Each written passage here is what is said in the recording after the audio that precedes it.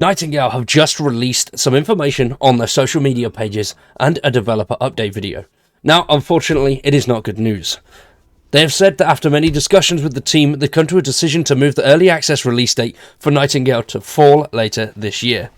So the game is currently being delayed. It was originally meant to launch in I think it was the first quarter of 2023.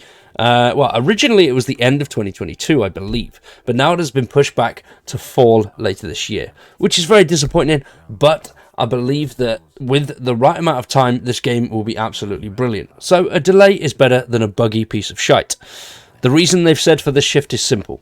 Their process of playtesting is working well, and the feedback they're receiving from the players has been invaluable, and the extra time will allow them to continue to make the progress that they've been making without compromising the team's health. They've also released a developer update, which we're going to check out. But before we do that, subscribe to the channel, drop a like on the video, and stick around for much more Nightingale content.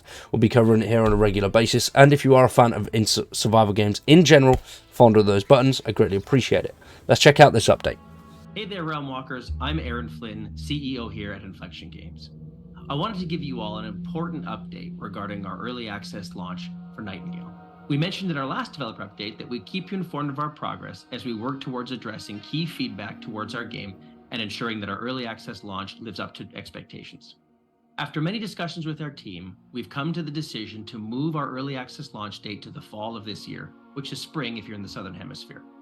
The reason for the release date shift is simple. The playtest process is working. The feedback we've been receiving from players has been invaluable, and the extra time will allow us to continue the progress we've been making while not jeopardizing the health of our team. Now, I think that's fair enough. You know, holding back to stop the team from that sort of crunch culture, which is good. You know, I think stress-free development teams and just stress-free people in general produce better results. We've seen, obviously, teams being pushed to get to a release date, and it's just ended disastrously. So I think having a bit more of a relaxed team when making a game, or in any aspect really, is going to end up with a much better result than crunching and working overtime just to get something out in a date, regardless of whether it's playable or in a good state anyway.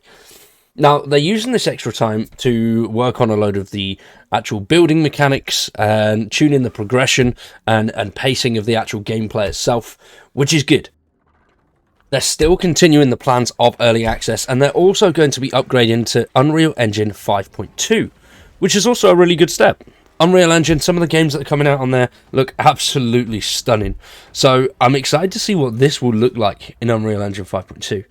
And just excited to see more progress in general. They've been releasing loads of awesome stuff recently on their socials, mainly some of the new sort of fantasy animals that you could see, and some of the enemies too, and they all look absolutely stunning. I mean, just the artwork in the background here looks brilliant. So, overall, this is, I think, given the time, this is going to be an absolutely amazing survival game. And I don't mind games that delay as long as those results are there when the actual release is there too. Obviously, delaying loads and loads and loads and then still releasing a pile of shit is no good. So having those delays is brilliant, providing the results back it up. Now, they've said to have a more substantial timeline towards the end of summer, so hopefully we do get a continuation of the fall release date rather than another pushback. But even still, if we do have another pushback, I think that'll be accepted by the community as long as sort of the progress is there. But this team is doing the right thing by updating the community so often. There's a lot of stuff that they're putting out there. They're constantly in touch with the community. The Discord is popping all the time. If you aren't in the Discord, check the link in the description down below. Go join the Discord. There's loads of awesome stuff in there. And the community is really, really quite big. And there's a lot of people waiting for this game and that support the team, which is great to see. Now, bad news and what they've updated aside, now we're going to actually look into the rest of the development blog, sort of update, and see what they've been working on over the last few weeks / month or so.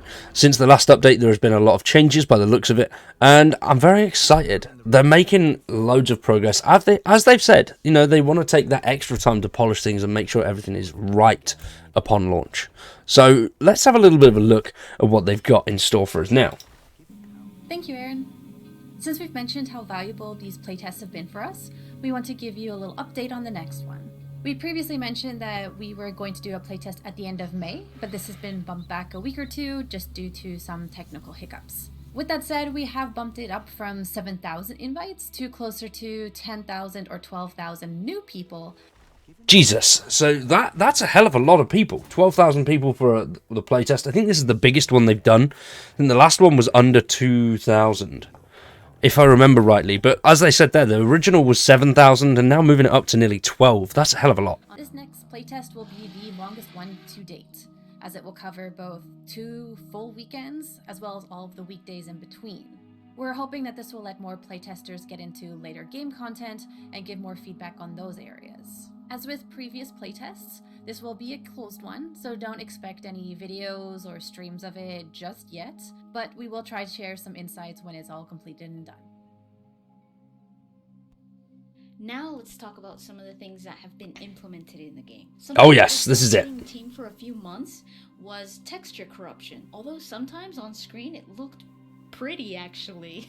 It made the game feel a bit psychedelic, but that wasn't quite the intended aesthetic, and sometimes it snapped players out of the experience, which is something we do not want to do. Luckily, the workaround was just to close and relaunch the game, but obviously that was just a temporary solution. We didn't want that to be the way it was, but we're happy to say that this has been fixed and we haven't seen the issue since. The other major issue from this last playtest, I think that's brilliant, because there's a lot of early access titles that would just be fine with that workaround.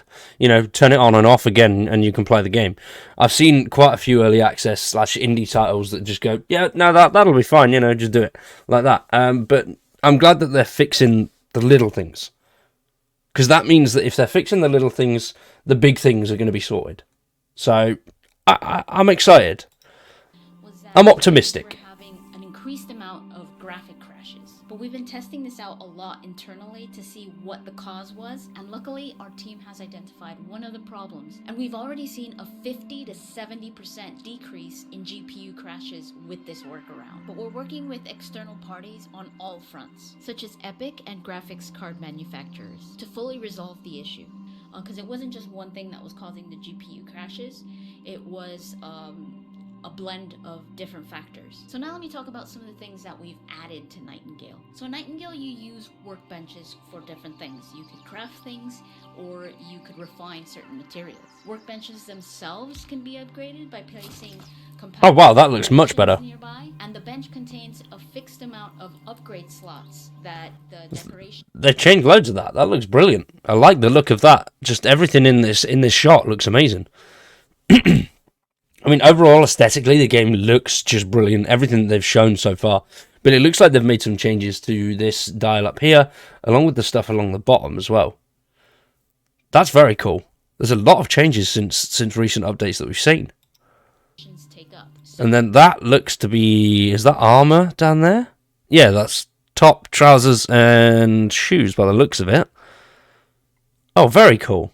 Unique combinations of decorations selected in this way create distinct traits for that bench. You could get an awesome buff due to these combinations, or you could even get consequences. We've also added later game benches that have increased capacity for upgrades. They have specific Oh, that's cool. traits that allows for higher tier. I think one thing that I've seen that could get very annoying is that the bench is relatively small, so some certain crafting elements you need to put it on the bench to actually turn that bench into an extra step, so to speak, and just having a bit more room on the bench so everything's not cluttered and you can actually make it look nice as well as functional is going to be something that is very good, especially for those hardcore fanatic base builders that want everything to look amazing and work all in the same way.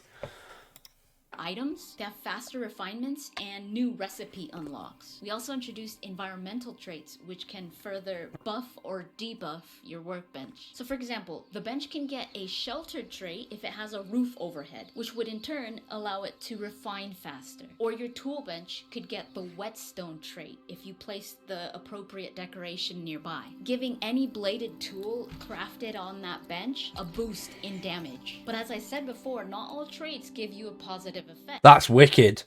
That is brilliant. So even placing decorations around it is going to change things, which is good. So you really have to think about how you're going to set up your crafting area. So it's up to you as a player. Oh, Yes, I love that. I think that's amazing. When I craft and when I build a home base, I try and put a lot of thought into the crafting area and make it as functional as possible. So I've got the right resource box next to the right bench.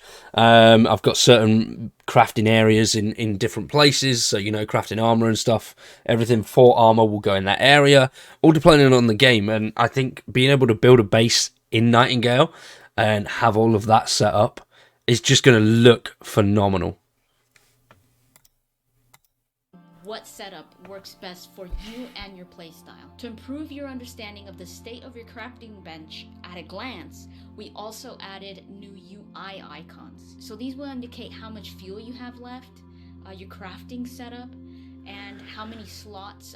Yes, this is it. We've seen loads of these already. We've added a few, and I'm so thrilled that I get to talk to you about these. Some have already been introduced, maybe shown a little bit, some glimpses in our socials. For those of you that have missed it, here are some of the new creatures that we've added in the realms. We have the Hexamongrel. This is one of my favorites. And the Elephas, a particular favorite of... That looks so cool. Thompson, can now be found in the desert. A new addition to the Swamp Realm is the Leporidon. And if you're not a fan of bugs, trust me, I'm not either, you could pause the video now and skip to the timestamp in the description. But for those of you that want to see the creepy crawlies, the Caparis, the Legionist, and the Selkit can now be found in the desert. We'll be sharing some more information on these critters in the upcoming weeks.